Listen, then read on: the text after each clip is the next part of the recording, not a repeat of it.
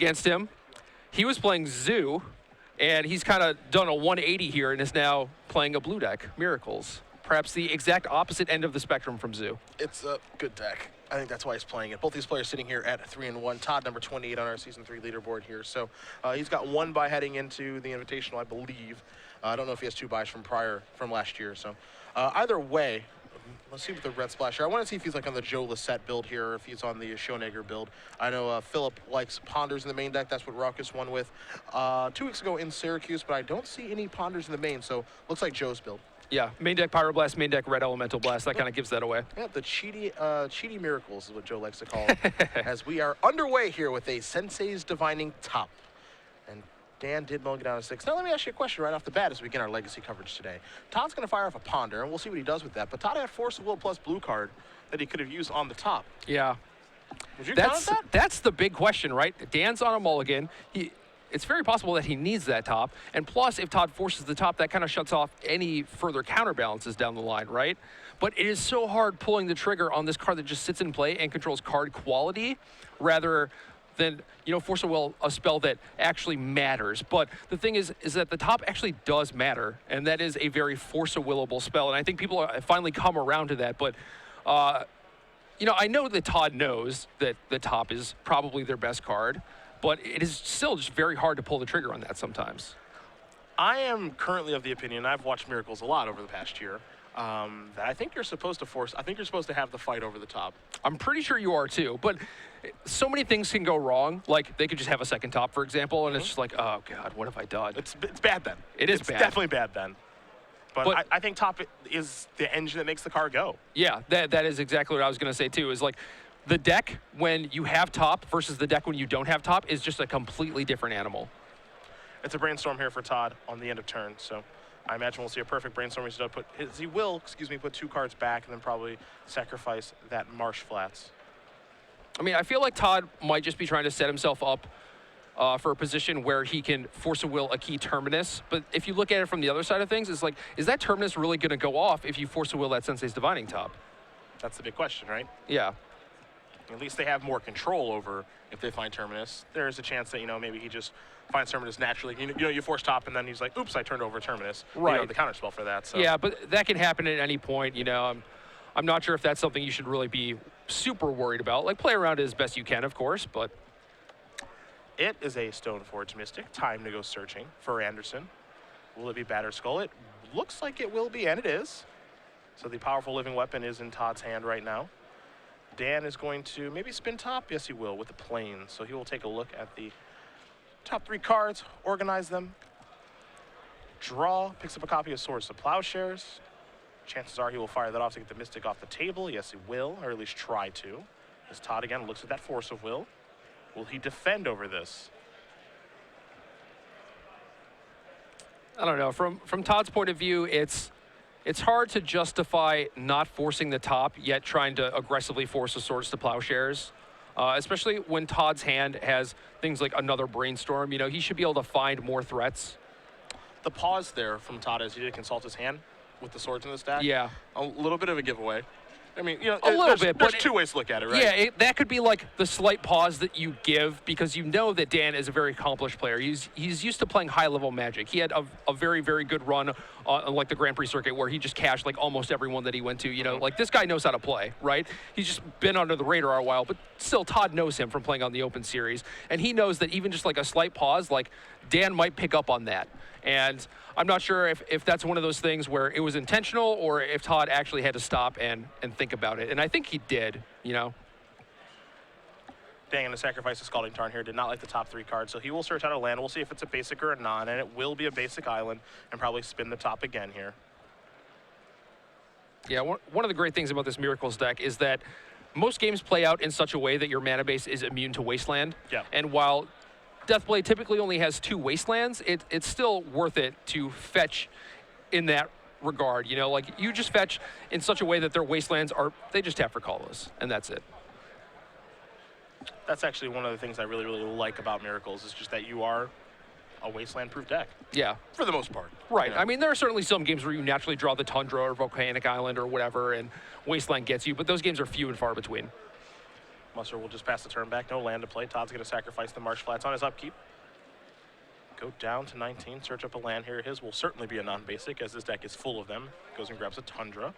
He, in fact, does not have any basics, period. Don't need any. Well, your 3 colors, lightly splashing a 4th from Deathrite Shaman. Take a draw. Will Anderson. Again, Batterskull in the grip. He does have, looks like 2 Force Wills, Snapcaster Mage. You see the True Name Nemesis he's picked up for the turn. Also has a copy of Council's Judgment over there.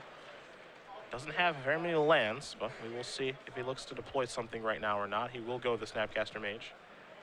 I want to take a look, see what's down there. Brainstorm, Ponder. Good choices here for Anderson. Yeah, I mean, Todd spent the first couple turns sculpting his hand, making sure that he had enough threats, but now it looks like this game is going a little longer, probably than he had hoped, right? So now he's actually kind of in the reverse situation where he's like, well, now I kind of have to ponder for lands. That's what he's going to try to do. You see a Wasteland, looks like a Flooded Strand and a Source of Plowshares. He will draw that Flooded Strand, put that into play. Quick keep with the Ponder, needed lands, found them. Yep. Might sacrifice that Flooded Strand like before he draws, because he doesn't really care about the Wasteland, maybe. Yeah, I mean, maybe he just wants a 5th land. Yep, there's potential for that. Yeah, that enables him to hardcast Batterskull if he wants to. Also hardcast a Force of Will, not have to pitch another blue card if he happens to get into a situation where he just happens to have the mana open. Todd taking a look at the graveyard over there. Of course, when you're playing against Miracles, you always have to be fearful of Terminus, Entreat the Angels as well. Yeah. Musser gonna spin. Todd gonna sack in response, it looks like, yes. Yep, so he's gonna search this out and then let Dan resolve his spinning of the top. Dan gonna take a little look here, set things up and then move forward accordingly. Yeah, nothing short about this matchup. Games do not end fast here. Yeah. I mean, ideally, Todd wants the game to end relatively quickly. Yeah. You know, like, you got to imagine from Todd's seat, he feels like the pressure is on because the longer the game goes, the worse it gets for him.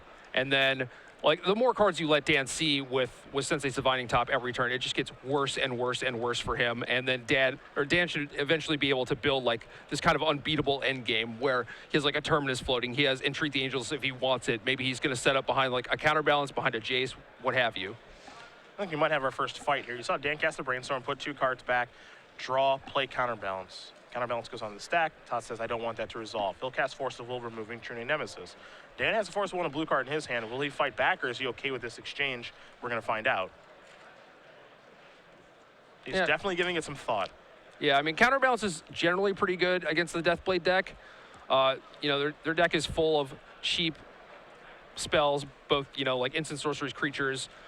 But it is possible that maybe Dan just wants the Counterbalance to be a Hymn to Turok, but you do see that this is worth fighting over. And I think the fact that Counterbalance blanks so many cards in Todd's deck that it is worth fighting over. Todd's going to activate Deathrite Shaman. He's going to remove Source of Plowshares from the graveyard. So Musser's going to take 2, but Counterbalance is in. Anderson will untap. Again, has Batterskull in his hand, has a bunch of blue cards, but not a Force of Will. See a Council's Judgment over there as well. Polluted Delta is the draw for the turn. And Judgment is a way to get that Counterbalance off of the table, as long as Musser doesn't have a 3. Yeah, and generally these decks don't have a lot of 3s. They have some, but it's normally like in the 5 range. Yeah, there's a, wow, Musser's playing something very close to Joe. I don't know if it's the exact 75, but 3 Vendilions, which Joe has been playing for a while. So there's 3 3s, and then 2 Entreat the Angels. So there are 5 3s here. There you go, nailed it. And Musser also has the Snapcaster Mage and the Fencer. So that's how you know he's very close to what the set has been doing very well with. Musser going to put the Counterbalance trigger on the stack here with Council's Judgment. Going to spin the top. Take a look, try to find a 3. I think Vendilion Click is the card he found. You also see a Terminus and a Mountain there, so it's a pretty good clean living there. Yeah, as far as cards to Counterbalance into, those are 3 of the best ones. Yep. Or top into, rather.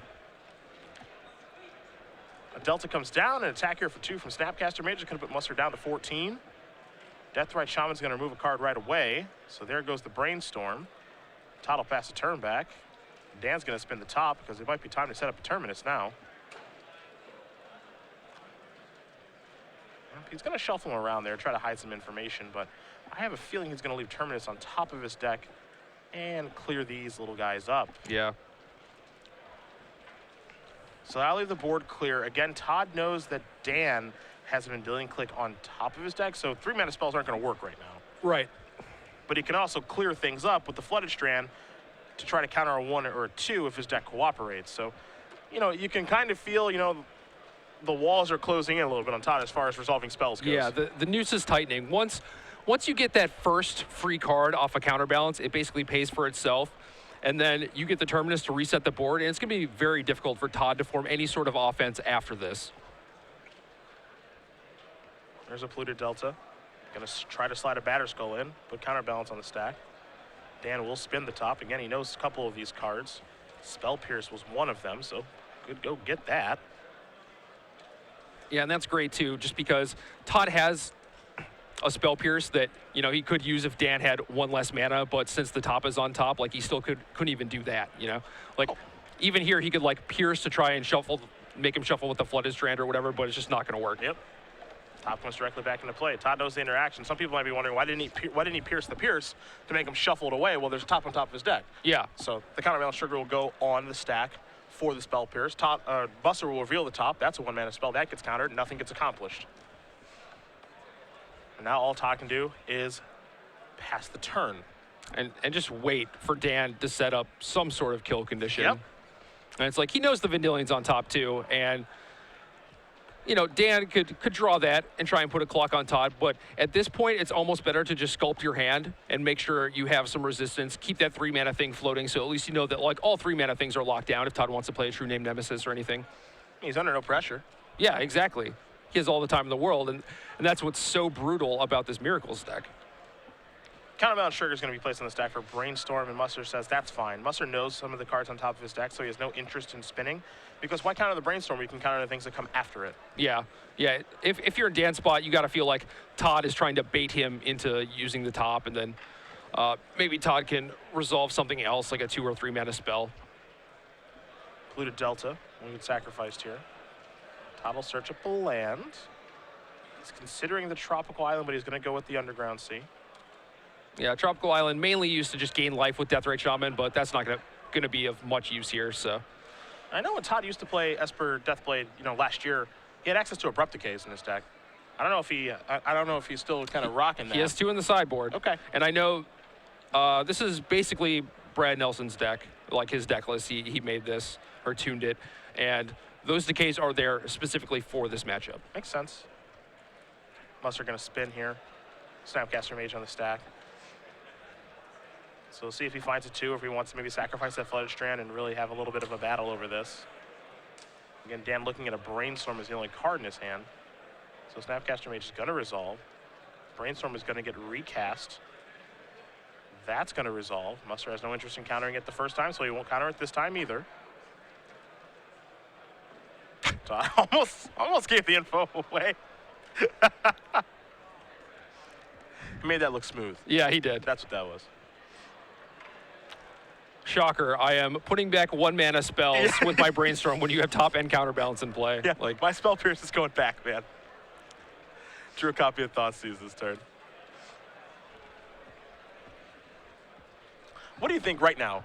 This turn, you know, you see Todd's hand, you see a Thoughtseize over there, he's stacking Snapcaster Mage, Musser's at 12, clock's at about, you know, we're working our way towards about 36 minutes left in the match. What do you think Todd's chances of winning this particular game are? Todd has a last-ditch effort now that these 2 Brainstorms have resolved. Okay. He's found a Jace the Mind Sculptor, which is a legitimate threat against this Miracles deck. So now he's able to play Thoughtseize, hope that Dan does something, maybe put his top on top. Like, Dan might not want to lose his Brainstorm just because that allows him to set up things later. Like, if he ends up drawing a 3-mana spell or another 1-mana spell, what have you, like, he's able to put those things back on top of his deck and use those to counter whatever Todd plays. So Todd's still got a chance here. Todd has a chance. He can Thoughtseize. If Dan puts the top on top, then he can play a Jace, and then Dan basically has, like, no way to find a way to deal with that Jace immediately. He's going to have a few turns, but also if this Jace resolves, he can potentially Fate Seal away the top.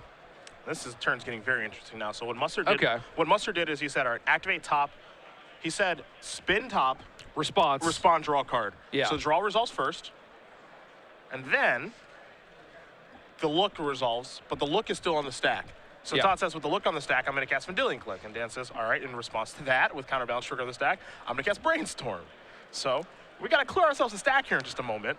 Yeah, so now what's going to happen is Dan will likely put back the Vendilion Click that he drew to counter the Vendilion Click. Then the top is going to resolve, and he'll be able to put the top back on top to counter the Thoughtseize. So Okay. since Musser had the Brainstorm, this turn is going to work out pretty favorable for him. And I don't know. I think Todd was just like trying to take that opportunity to resolve the Vendilion Click, not knowing that Dan had the Brainstorm to reorganize the cards on top, basically. Yeah, what was that one card that was left in his hand? It could be a couple different things, honestly. Yeah, it really could. Terminus and Treat, something that he really can't cast at this point. So now this is going to be on the stack. There's Vendilion Click. Now the look resolves with the top from earlier. So now we put these 3 cards back the way we want to. And in Musser's hand now is a Jace, so Musser is going to set up things the way that he wants them. Vendilion Click's going to go back in some sort of order there. Other cards are a bit of a mystery. Now he'll turn over the Sensei's Divining Top. That's going to take care of the Thoughtseize. So everything Todd tried to accomplish there did not work. Karakas will come down. Dan Musser will untap. Good sequencing there from him. Dan knows how to play his deck. And this deck has a lot of tricksy interactions like that. Mountain into top. Musser's last card is Jace. Don't know if he wants to try to resolve this, if there's any fear of Spell Pierce, because then he might have to put his top back on top of his deck. Wouldn't feel maybe great in that situation. Yeah, and then he gives Todd another turn where he knows exactly what spells he can and cannot resolve. So here comes Jace. He says, let's get the Mind Sculptor in play. Todd is going to cast Spell Pierce. And I actually kind of like this.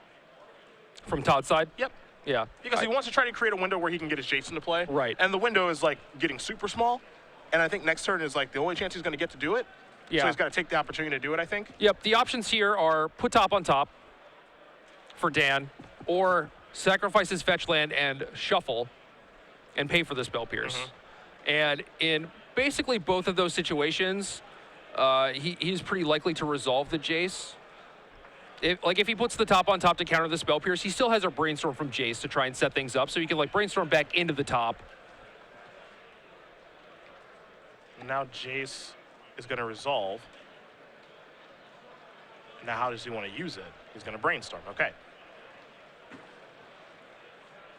Knowing that his Jace won't die from the attack with Snapcaster Mage.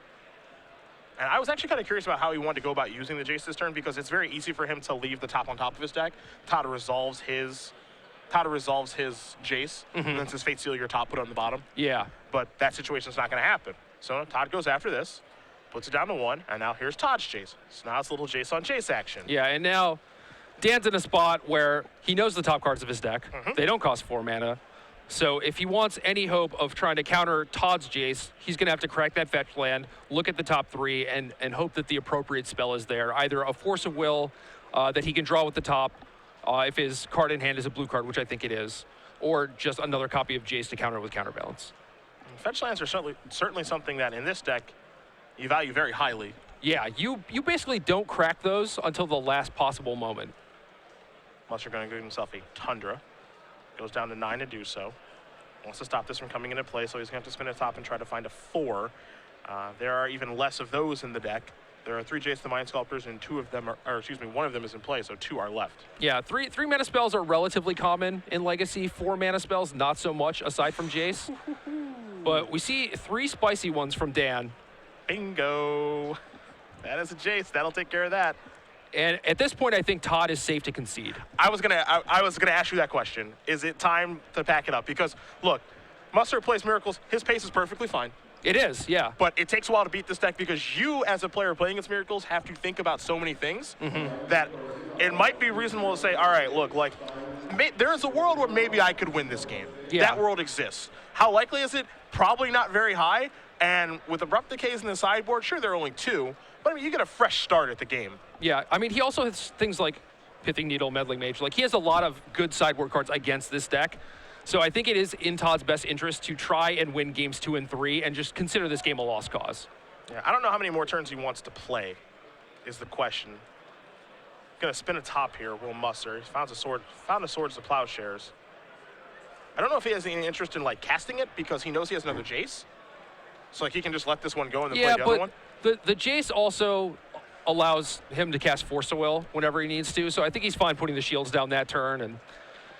And Todd conceded as soon as that died. Todd was basically making like a last-ditch effort to do anything in that game, but it is still kind of tough. It's like even if Dan lets his Jace die, he still has another Jace waiting. I think the concession there is appropriate. Yeah, me too. They'll have about 29, 28 minutes to play 2 games.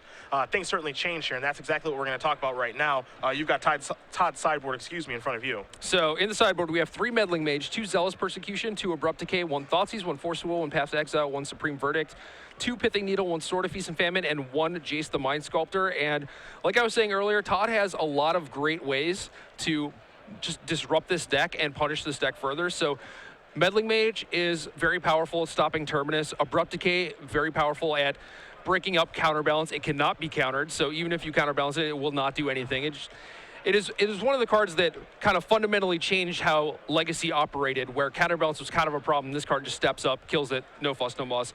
An additional Thoughtseize, which is generally pretty good. Force of Will, which Todd may or may not want, and then Pithing Needle to stop Sensei's Divining Top.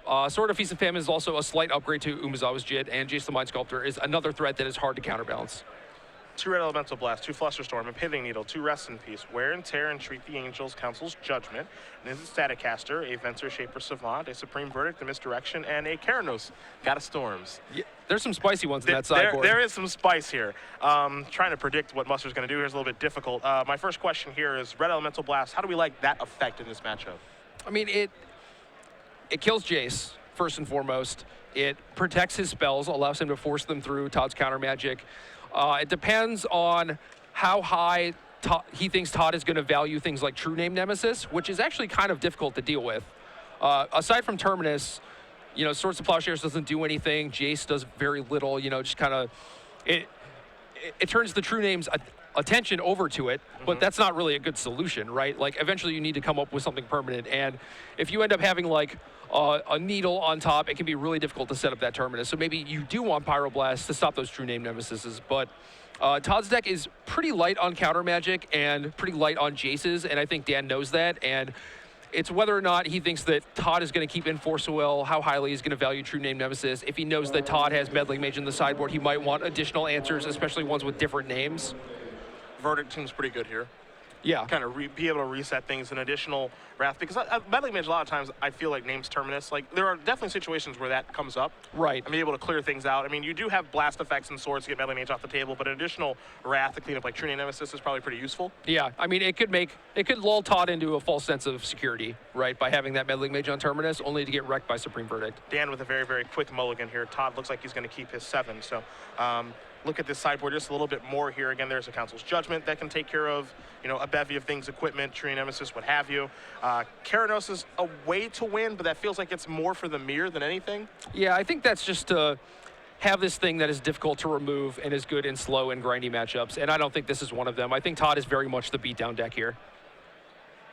6 cards here for Dan. I don't see a basic. So this could be the kind of game that is stolen by Wasteland? Yeah. Again, Todd only has 2 Wastelands. It's an aggressive mulligan there from Dan, so he's not happy with those 6 cards. Down to 5 we go. The second game could be over before we know it. See if Anderson can capitalize on this. A Thoughtseize would be a great start, that's for sure. Just like in Standard, man, you never want to mulligan to 6 against the guy with Thoughtseize, and you definitely don't want to mulligan to 5 against the guy with Thoughtseize. 2 lands. I mean, it's not the best hand I've ever seen. There's 3 lands adjacent and Entreat the Angels. It's probably good enough to keep. And here's a Needle. So I imagine that's naming Sensei's Divining Top, but we will get confirmation on that from our table spotter. Todd could get frisky and name Flooded Strand. In theory, he could get frisky. He's naming Top. Yeah. That would be the friskiest. Todd going to get a Stoneforge Mystic. You can see his pace of play is quite quick here. The reason for that, of course, is because he's got to win 2 games against Miracles in about 30 minutes, which is not easy to do. Yeah, and I mean, like, Dan's pace is there too, honestly. You know, like, they were both shuffling up very fast. They both realized that it is in their best interest to play within a reasonable pace, probably faster than they're used to. Absolutely. Sword of Feast and Famine is the weapon of choice. A Flooded Strand going to come down here for Musser. Todd says, may I draw? And Dan says, let me cut your deck, and now you may, and he will. Going to play a Creeping Tar Pit. Before passing the turn back, it looks like he does have Thoughtseize, but he's going to hold off on that. So Sword is going to come in here probably at the end of turn, I assume. Musser's going to play a Tundra. And his hand's not great. Yeah, and then he'll likely use Thoughtseize to make sure the coast is clear to equip and attack with that Stoneforge Mystic. Doesn't want to get hit by swords or something like that. Yeah, and that's just a huge tempo loss there if that happens. Here's a Thoughtseize. Todd's going to see a hand double Jason treat the Angels of Volcanic Island and a Tundra. So we'll see if he wants to take the Miracle Maker or one of those 2 Jaces. Yeah, I think Dan's a ways off from casting Entreat. Now you just start picking apart his hand, and it is very likely that Jace comes down next turn and bounces Stoneforge Mystic, but if Todd has a 4th land, he still has that Creeping Tar Pit to hit the Jace, get it off the table, and then he can go after his hand again. How about another Thoughtseize? Or just get all the Jaces. Probably makes it a little easier. Now here's a Ponder. Sword looking real good this game. Yeah, certainly. Another Thoughtseize there too. I did say it was a slight upgrade to Jit, but Yeah, this game is a major one. Not sure if Todd wants to shuffle or not. There's a Thoughtseize, looks like a Caracas, and the mystery card in the middle. Don't have a great look at it, so. He's definitely giving this a little bit of thought, and he is going to shuffle. So mystery card coming here, but he is pretty far ahead in this particular game. yeah, I think Todd wanted that 4th land just to take a commanding position on the game, but Caracas is not really the one you want, especially since Savannah Caracas does not activate Creeping Tar Pit. Yep. There's a land. Musser picked up a copy of Red Elemental Blast, but he will just have to pass the turn back over to Anderson, who will draw a card. Looks like Deathrite Shaman is what he found. And he will deploy the Shaman. Of course, playing spells pre-combat before he hits with the sword, so he could actually make the most of his mana and untap it. So there goes the Red Blast.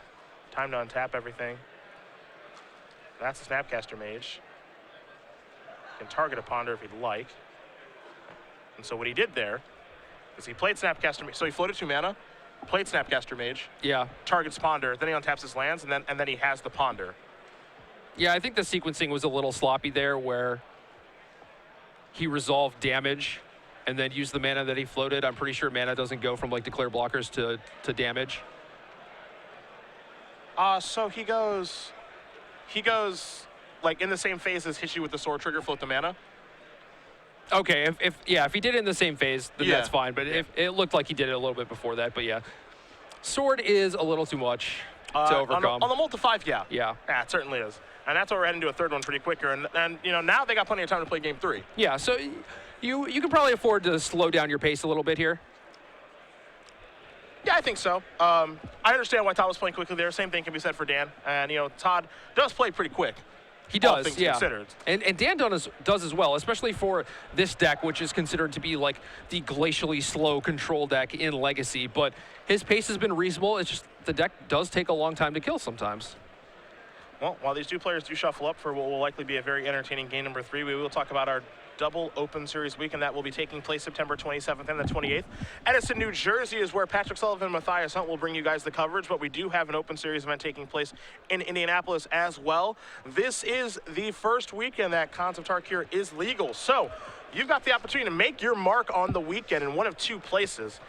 I know you write the Daily Digest column for Star City Games. There are a lot of standard decks I think people are going to be interested in seeing. Yeah, give me some stuff to write about, people. Yeah. So if you like Jerry's column, and I know a lot of people do, this will be 2 tournaments to draw from. If you're in the area, Indy or New Jersey, definitely hang out there. We'll have coverage of the New Jersey Open. I expect a very large attendance there in Edison. Patrick Sullivan, Matthias Hunt, I'll have my feet up somewhere, likely in Seattle. I don't know what I'll be doing, but I won't be working for once. That's for sure. Lucky. Yeah, it is lucky. I only have to work, you know, the entire month of October, November, and December instead. So I just have to work every weekend, all 3 of those months. So lucky me, lucky me. But if you guys are in the area those weekends, definitely come hang out. You signed up for it, man. That's all I'm going to say. Darn right I did. You love your job. And I would do it again. Yeah, of course. Every weekend, in fact. Yeah. But September, I have 3 weekends off. How? How did that happen? I'm not doing anything. Yeah. Nothing. So any PTQs you can play in? No, there aren't. There's a WMCQ that I don't have enough Planeswalkers points for. Oh, really? Yeah. I'm like 130 short. Musser's gonna mulligan. You only need 500. That's how little I get to play now. 500 cannot be a lot. 500 over the course of a year. Yeah, 500 cannot be a lot. I think I got like 300 from playing in Grand Prix Boston Worcester, and I played in a PTQ a couple weeks, or last weekend. I don't know how many that got me though. Well, that doesn't count. Like Doesn't count? Yeah, the cutoff ended a while ago. Oh yeah, then I'm cold. No, you might be fine actually. If you're looking at this year's total, I would go back and check again because it's like the one that ended in 2014. Don't tempt me. I'm just saying, man. I'll be there. I could use a traveling buddy. It's like across the country somewhere. It's in Philly. Dude, the market. I'm in. Yeah, Terminal Market. I'm in. I'll see you guys in Philly. Musser down to 5 again real fast. Whew. These are like snap mulligans. Just like this hand sucks. This hand sucks. I'm out of here. And really, Miracles is one of the decks that probably mulligans the fewest. It is a solid 2 colors. Its mana base is really good. You have things like Sensei's Divining Top and Brainstorm to fix your draws. But issues arise when you draw things like Terminus and Treat the Angels in your opening hand. And those cards are not castable very easily. It's kind of the reason I like the version that I know Raucous won with Ponders in it. Yeah. Seems to do a pretty nice job of smoothing things out. You get to keep probably a wider range of hands with the thought that Ponder will, smooth me out or save me. Yeah, I don't know if that's good or bad. It can be dangerous. That's certainly true. 2, 3, 4. Well, it looks 5. like Todd's on a 1-lander, so we might have a game here. We could have a game. Let's see. Is it a Ponder or something? It's a Thoughtseize. Okay. It's a counterbalance and a Vendilion Click. Todd keeping a bit of a sketcher, but does get to open up here with a Thoughtseize. I imagine he's got to take counterbalance. I would imagine, yeah. Yeah. That card causes too much trouble. With Todd having another Thoughtseize especially, I think you just take the 2-drop next turn, you take the 3-drop. Volcanic Island draw, pass the turn back. Anderson draws a card. It's a Creeping Tar Pit. Here's a Thoughtseize. Give me that Vendilion Click. Thank you. Working with perfect information now. There's a Tar Pit. Pass it back over to Musser. Musser draws Swords of Plowshares. We'll play the Volcanic before kicking it back. Over to Anderson, who will draw a copy of Trinity Nemesis. It's time to cast a Brainstorm. Dig a little deeper into the deck. A Tundra, a Flooded Strand. Life is good for Todd Anderson. That might be the perfect 3. I mean, you could definitely see scenarios where Todd just brainstorms into 3 spells and just gets brainstorm locked, gives Dan enough time to maybe draw out of this.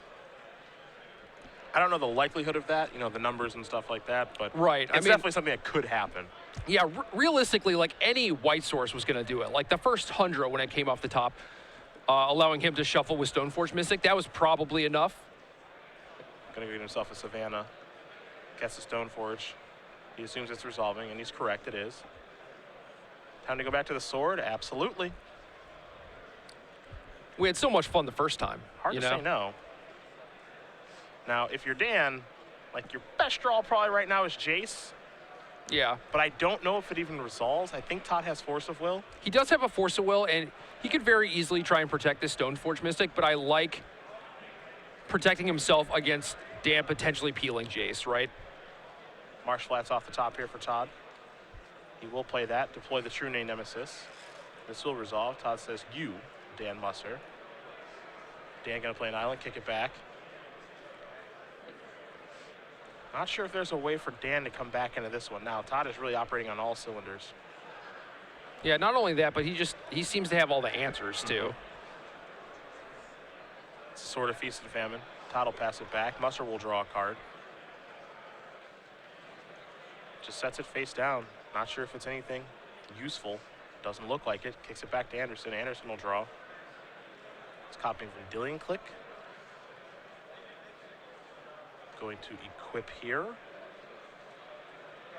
Going to bash there, in for 5. Musser with no answer. Anderson. Gonna get to untap some lands here. Has Vendilion Click at the ready. You see the Abrupt Decay in his hand. Also has Forcible to protect himself against any nonsense. Musser will draw a card. Not very useful. When was the last time you saw a Vendilion Click hit a Miracle with the trigger on the stack? It's been a hot minute. Yeah. It's sweet, though. It's really sweet. Here is Vendilion Click. Take a look at the grip. Dan almost doesn't want to show him anything. Not sure if Dan has like a red blast here or not. Probably trying to figure out the best way he can get himself out of this situation. Yeah.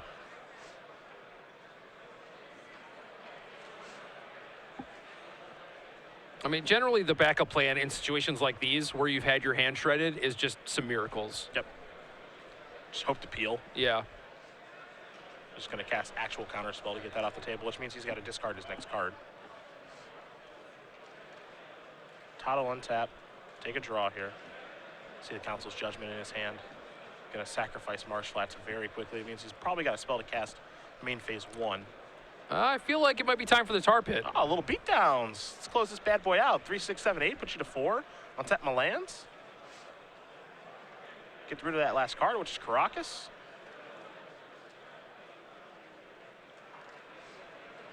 Todd's got 2 Forcibles. I think it's the old check mark, Jerry T. I don't think there's any way out Looks like here. it. This is part of the reason that I like the concession in the first game. You know, it was a little bit early. Yeah, there's Force. Don't care what it is. Yeah, Force it. Literally any spell. It could be Abrupt Decay. Force it. Yeah. Todd Anderson is going to win this match over Dan Musser 2-1. Esper Deathblade gives Blue Eye Red Miracles its second loss. But I actually, you know, even though they didn't end up